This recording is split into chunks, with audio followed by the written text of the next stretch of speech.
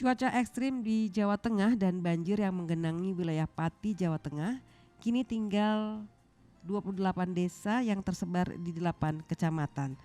Meski banjir mulai surut di sejumlah kecamatan, ketinggian air justru bertambah di sejumlah sepanjang aliran Sungai Juwana.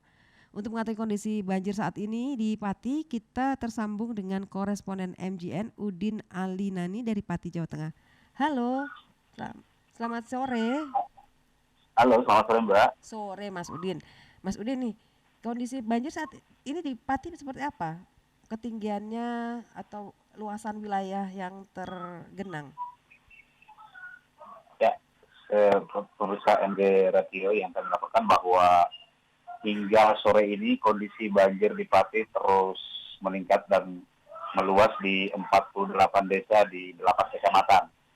Jadi ketinggian banjir saat ini di Pati ini mencapai 1,5 meter di Kecamatan Juwana, Kecamatan Gabus, Kecamatan Sukolilo, Kecamatan Jakenan, dan Kecamatan Pati Kota. Hmm. Dan dapat kami laporkan bahwa saat ini warga sudah terus mulai dievakuasi dan sejumlah barang-barang warga juga sudah mulai dievakuasi keluar dari permukiman warga. Eh, Mbak. Baik. Tapi masih banyak yang atau ada yang bertahan masih di rumah-rumah begitu? Ada kendala untuk mengevakuasi?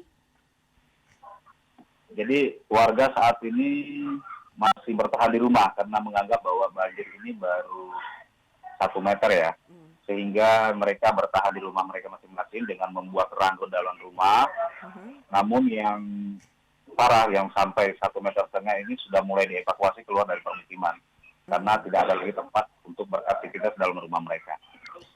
Dan saat ini pemerintah Kabupaten Pati ini sudah membuka sejumlah dapur umum seperti di Kecamatan Juwana, kantor kecamatan, dan PMI serta FKUB ini membuka dapur umum juga di Desa Pakuan.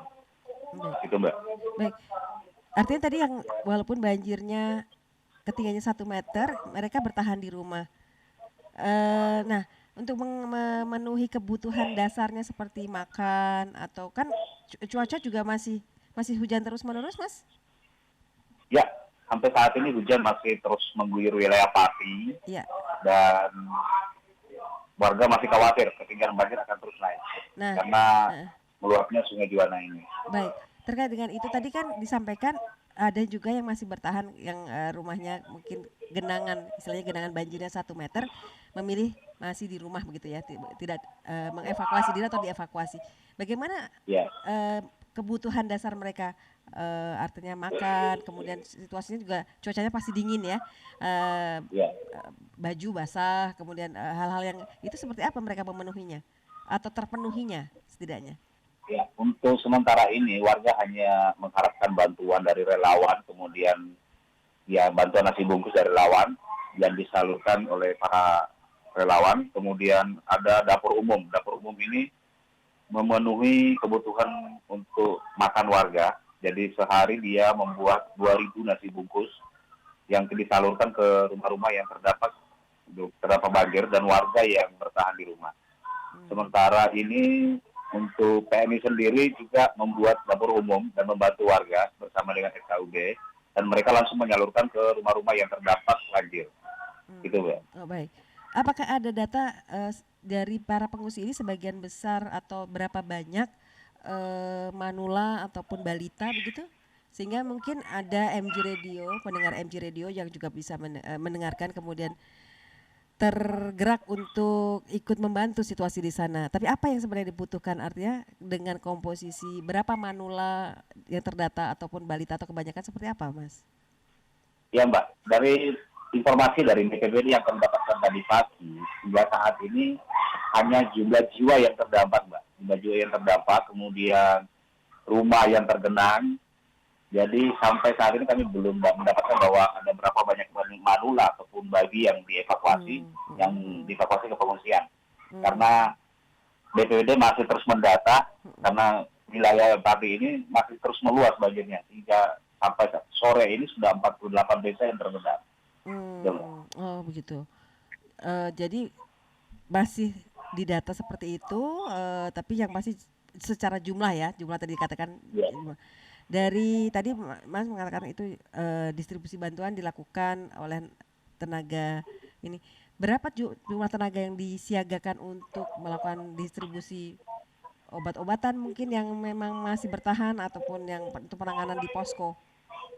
Berapa ya Mbak. jumlah Jadi untuk melayani warga yang terdampak ini, ya Polres Pati, TNI Polri, relawan, kemudian BPBD, ini semua terjun ke lapangan dan untuk membantu masyarakat, mengevakuasi masyarakat, kemudian membagikan nasi bungkus agar komunitas warga yang terdampak banjir ini tidak kondisinya bisa kondisi kesehatannya bisa baik. Karena dengan adanya banjir tinggi ini kita belum bisa memprediksi ya. Jadi kapan waktu dan surutnya banjir ini. Karena saat ini Sungai Wilalung yang ada di Kudus ini juga meluap dan dua pintu air itu dibuka setinggi 10 cm sehingga mengarahnya ke Sungai Juwana. Jadi dengan Sungai Juwana ini mengalami penambahan debit air setinggi 20 cm yang akhirnya meluap dan terus menggenangi sejumlah desa di wilayah Pati. Oh begitu. Jadi tapi tadi kita belum sempat membahas atau untuk MG listener juga ya. Sebenarnya penyebab ketinggian banjir itu yang terus bertambah apa Mas? Penyebab banjir Pati ini? Ya. Ketinggian banjir Pati ini disebabkan tingginya intensitas hujan yang ada di wilayah Pati sejak malam tahun baru sampai sekarang. Dan yang kedua, pendangkalan Sungai Juwana yang sudah sangat parah. Dan memang sempat dikerjakan di tahun sebelumnya. Tetapi pekerjaan ini tidak tuntas dan hanya separuh dari 60 kilo yang membelah kota Pati menuju Juwana. Namun, karena saat ini terjadi banjir besar, akhirnya kembali pengendapan di Sungai Juwana ini, lumpur ini semakin tinggi, sehingga Sungai Juwana tidak mampu menampung debit air, baik yang dikirim oleh Sungai Wilalung, maupun yang dikirim dari Pegunungan Kendeng. Gitu, Mbak. Oh gitu ya. Nah, menariknya adalah juga kami ingin tahu apakah itu mengganggu distribusi atau lalu lintas truk yang pembawa sembako ataupun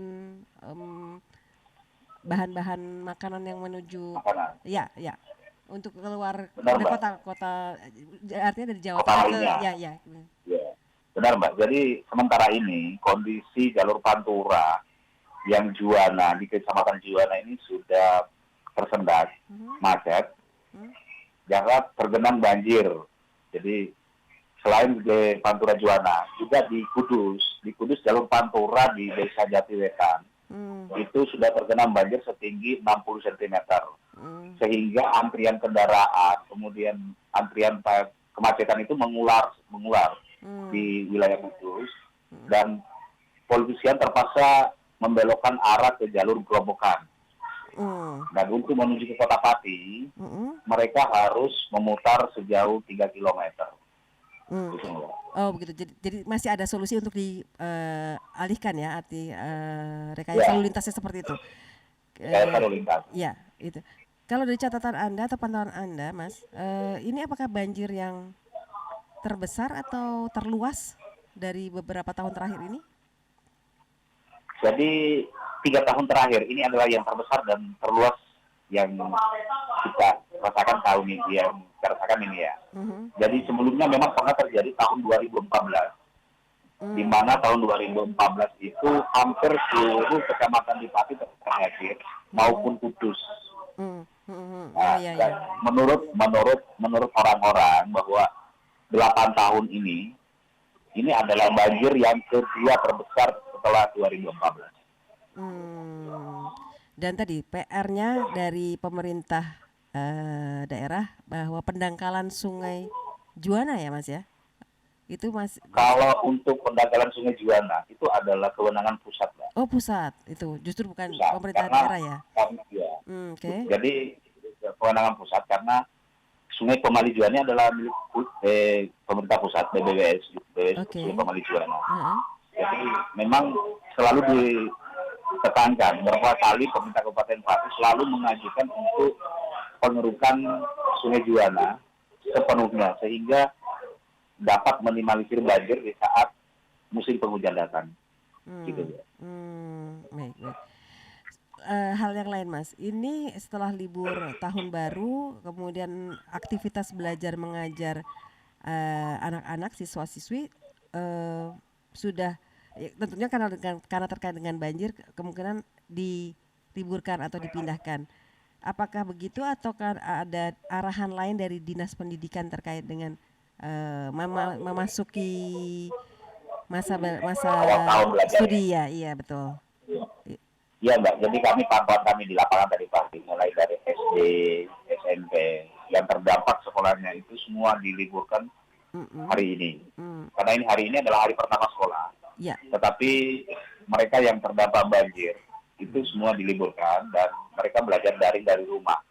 Karena sekolah-sekolah mereka ini terendam banjir 1 meter lebih, sehingga aktivitas untuk proses belajar mengajar tidak dimungkinkan untuk dilakukan pembelajaran di sekolah. Maka kebijakan guru-guru mengambil kebijakan untuk meliburkan anak-anak dan belajar daring daring di rumah. Gitu, Mbak. Baik, oke. Terima kasih. Koresponden MJN Udin Alinani melaporkan dari Pati, Jawa Tengah. Terima kasih Mas Udin, selamat bertugas dan hati-hati dalam bertugas.